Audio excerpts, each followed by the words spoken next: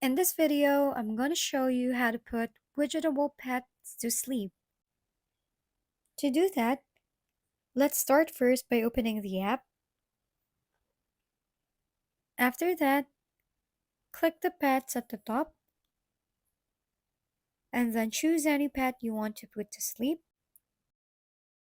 In order to put your pet to sleep, you need to make your pet comfortable first. So what we need to do is to click the toilet paper. After that, let's fill the tummy of the pet. After feeding him, let's now bath him. Once they're comfortable, go click the moon and drink icon. Then click pillow. For now, we put the pet into nap because it's still daytime.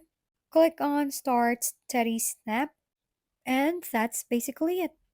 And if you found this video helpful, please give it a thumbs up and subscribe for more content.